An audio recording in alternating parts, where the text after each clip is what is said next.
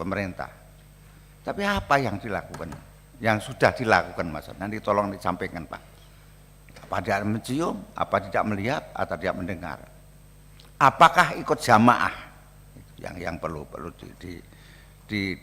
diperjelas nanti. Adapun modus yang dilakukan berdasarkan hasil pemeriksaan sementara oleh Kejaksaan Agung adalah pertama kerugian karena kerusakan lingkungan.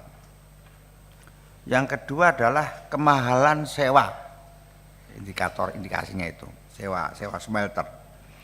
Kemudian juga penjualan yang itu ya rugi, bisa rugi lah, itu antara. Dan itu terbukti suatu langkah yang sudah dijalankan oleh Kejaksaan Agung maupun dibantu oleh BPKP. Nah, berarti sudah konkret saya menurut, dan itu ada beberapa tersangka, mungkin bisa 22 orang atau berapa, perkembangan saya nggak tahu, belum dengar. Nah, pertama saya sampaikan bahwa memberikan apresiasi lah kepada pemerintah melalui Kejaksaan Agung dan BPK yang telah menemukan atau bisa menemukan kasus ini, bisa tidak berkepanjangan, bisa terungkap, berani diungkap secara detail sehingga kedepannya bukan lagi menjadi masalah. Nah, yang kami soroti adalah ini adalah suatu upaya yang tidak hanya bisa dilakukan oleh sebuah jamaah kecil, tidak hanya dilakukan oleh kelompok main ID, kalau boleh kami asumsikan dengan jamaah ya, jamaah sholat Jumat ya, ini tidak hanya sholat Jumat, tapi modus yang dilakukan oleh timah ini adalah jamaah haji seluruh Indonesia. Itu tidak mungkin tidak ada keterlibatan pihak-pihak penguasa, tidak mungkin ada ketidakterlibatan dari cabang-cabang kekuasaan yang ada di negeri kita ini, tidak akan mungkin ya. Itu yang apa namanya saya amati. Kemudian main ID sudah terbentuk 5 tahun. Dari mulai tahun 2019 sampai hari ini kira-kira 5 tahun lah. Ya, 5 tahun kurang lebih lah, 4 sampai 5 tahun. Pertanyaan saya, Pak, selama 5 tahun apa tidak melihat? Selama 5 tahun MNI sebagai holding yang dibentuk untuk memaksimalkan kapasitas daripada unit kerja itu, apa tidak melihat, apa tidak mencium, apa tidak mendengar, apa aja yang dilakukan?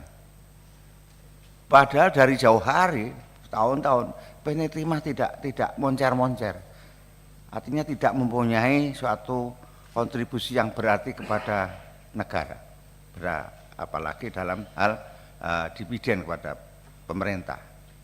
Tapi apa yang dilakukan, yang sudah dilakukan, Mas? Nanti tolong disampaikan, Pak.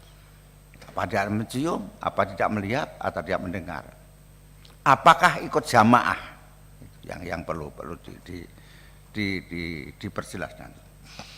Nah, kemudian soal emas ya, tadi ini Antam ya. Memang di berita itu ada 109, tapi tadi sudah disampaikan oleh Pak Direktur Antam bahwa kalau saya asumsikan emas itu kekurangan, artinya Antam harus memproduksi emas dari luar yang ditambang oleh Antam sendiri.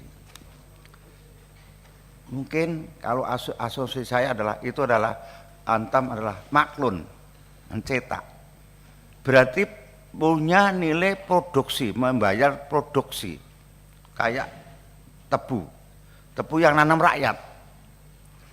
Yang punya pabrik adalah PTP. Rakyat adalah memberikan tebu diolah, kemudian ada bagi hasil. Nah, tadi jelaskan, itu sudah ada hitung-hitungannya. Tapi ada satu hal yang tidak diperhatikan. Antam adalah merek. Merek adalah punya hak merek. Pertanyaan saya, apakah ada nilai hak merek ketika memproduksi itu? Kalau maklun, itu tentunya barang yang dicetak itu mereknya adalah milik yang pemilik barang, pemilik produksi, jasa produksi tidak membuat merek. Tetapi Antam memproduksi pesanan untuk dimaklun, untuk dicetak, tapi sekaligus nempelin merek. Berarti penyalahgunaan adalah menjual merek. Apakah Antam ini memberikan tarif, memberikan rate kepada pencetak emas itu terhadap merek itu? Ada berapa? 1 tonnya atau 1 kilonya berapa? Ada enggak? Dalam penjelasannya tidak ada. Mau nanti penjelasannya. Nah, yang berikutnya, dengan 2 kasus ini menjadi 1 cermin, menjadi cermin buat Antam, buat Main ID, karena ada, kalau tidak salah data di paparan ini, ada data yang ada 8 unit tambang mineral ya, yang dikelola oleh Main ID. Ini baru 2 yang muncul. Sekarang yang 6, saya berharap bagaimana mengantisipasi jangan sampai terjadi muncul lagi kasus timah muncul di lain, ya. Kemudian kasus emas muncul yang lain. Ini adalah sebuah pelajaran yang berarti bagi Main ID. Dan bahkan ini yang sangat-sangat diharapkan oleh rakyat Indonesia untuk dia ada peningkatan sejahteraannya. Nah, oleh karena itu bagaimana Main ID nanti melakukan konsolidasi di holding, kemudian setelah konsolidasi tentunya mendata apa yang mesti harus diperbaiki di masing-masing unit subholding tersebut. Jadi ada langkah-langkah proaktif ketika 2 kasus itu muncul. Jangan sampai dari 2 kasus muncul, tahun berikutnya pemerintahan baru nanti ada muncul kasus ketiga, kasus keempat, semua holding kena kasus. Karena apa tadi?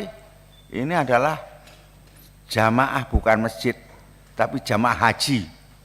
Ya, kloter ini yang ini, satu kloter, lebih dari kloter itu ya. Ini yang perlu Pak Dirut sebagai penanggung jawab holding untuk segera mengantisipasi apa yang telah terjadi menjadi pelajaran dan berikutnya kita bisa jauh lebih baik daripada saat ini.